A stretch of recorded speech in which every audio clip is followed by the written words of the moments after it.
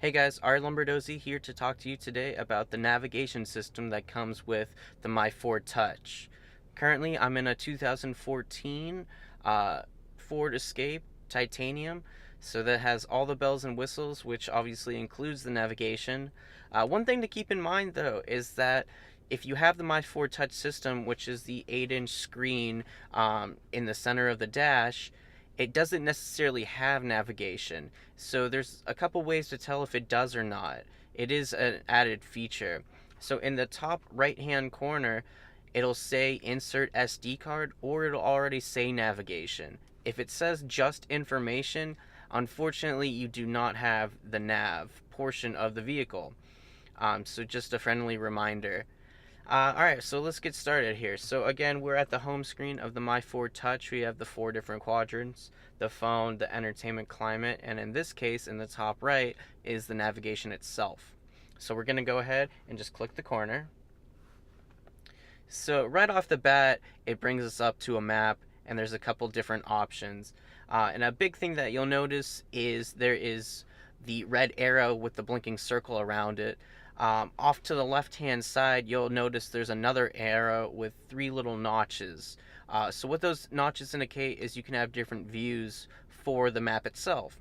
So right now we're in a top-down view. If I hit it again, it'll take me to like a 3D looking view, and then one more time brings me to a north-facing view. So this is all about personal preference. I'm going to stick with the top-down, which is most people's favorite option. Right next to the arrow, there is a button that says View. Again, there's two different notches. There will be a third one. And what that entails is, again, we've got the map up right now. So if I hit the View button, it'll actually split the screen in half. So I have the map on the left-hand side, and then there's the directions on the right-hand side. So currently, on the right-hand side, there is the single directions. So as you're going, the directions will pop up.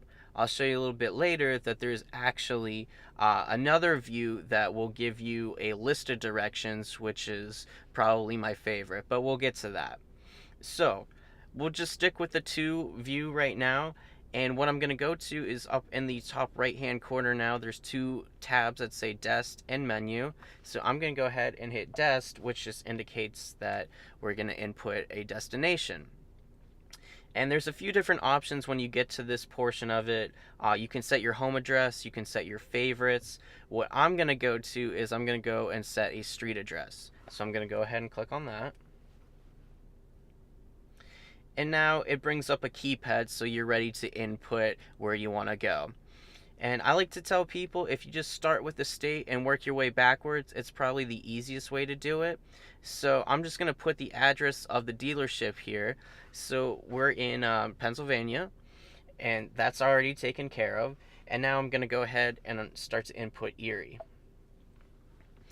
And now, one thing you'll notice right off the bat is that some of the letters get blacked out. And what the system is doing is it's basically trying to guess what you're going to say in order to make the process a little bit easier. There's also a little tab off to the side that says 150. And again, the computer's trying to guess what you're going to say. So in Pennsylvania alone, there's 150 cities that start with the letter E. So we're going to try to narrow that down a little bit. So I go ahead and I put the R in, and a lot more letters are blacked out, so we're starting to narrow it down. And there's also only three options for cities that start with ER. So I'm going to put the I in, and it's going to finish the rest for me. Now we're on to the street. And a common misconception, you don't want to put the entire number, you just want to focus on the street itself because the number is the last portion of it. So we're going to go ahead and put West 26th Street in. The letters are starting to black out, and now I just have to put the numbers, and it's going to finish it for me. Now I can actually put the number for the street. So we're going to go ahead, put 2502. Alright, so once all that's correct, you're good to go. In the bottom right hand corner, we're just going to go ahead and hit the go button. So now we're back to the map, and in the bottom right, or excuse me, the bottom left, there are a couple different options now. It says set as desk, set as waypoint, and save to favorites. A lot of these are self-explanatory, but just a quick overview. Set as desk just means that this is where you're gonna go. This is your final destination. Let's get started. Set as waypoint.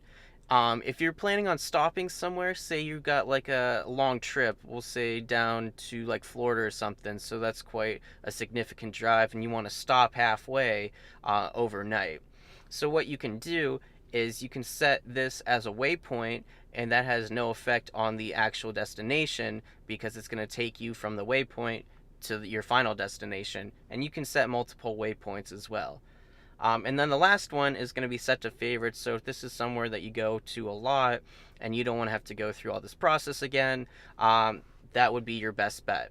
But for right now, we're just going to go ahead and hit set as desk. So then it's going to give you the whole song and dance, just be cool, obey traffic laws, the whole 9 yards. Um, so now in the bottom left corner, it'll give us how far we have to go in miles and then how long we have to go. So that's always pretty handy. I had mentioned that there's another view from before, so we're going to actually go to that. And now it's going to give me a list of directions, which again, I think is super helpful. And this is the way a lot of people I've talked to like to use it as well. So it just gives you a heads up of what you're going to be looking out for and everything like that. And it's nice because the list also gives you the speed limits. So if you're not familiar with the territory, you don't have to worry about not necessarily knowing the speed limit because it pops up right here. And then it'll give you the highway that you're on. So two very helpful things. And that goes for the other single direction too. When you have the map, it all comes up about the same, just a little different. You can always edit the turns. That's what the edit turn list is for. And also, you're going down, you're listening to music. A lot of people ask, will the volume, like, how's that work? And basically, so like say you're coming up on an exit and you're listening to the radio. So the nav is actually going to bump down the radio just a little bit so it'll alert you that something's coming up. And then when you actually commit to the turn or to the exit or what have you, it'll bump the volume back up. And this is extremely helpful for like long stretches of highway where you haven't really had a chance to look at the nav or there's just no point to it. And with that being said, if you want to cancel this particular route, I can come up to the menu here and there's cancel route. And you'll also notice that there's a few other options in the navigation menu. There's settings, view edit route, serious travel link, guidance, and closing it. And if you go into the view and edit, that just allows you to be a little more specific with your route, like route preferences, fastest, all that good stuff. So kind of mess around with that. A lot of this, again, is just about personal preferences. But in this case, I'm already at the dealership, so I don't have to go any further. So I'm going to go ahead and just hit cancel routes. It's going to ask you whether you want to or not, and you're going to hit yes. So now it just defaults back to where we started with the map itself. And one thing to kind of keep in mind while you're driving, and say you want to input a different destination or you want to find like a place to eat or something like that, because of safety reasons, you're gonna have to use the voice commands in order to change that. It won't let you change it unless you're stopped. And we can get into that in a different video. But as far as this one's concerned, those are the basics. Hopefully it gets you up and running to get to your next destination.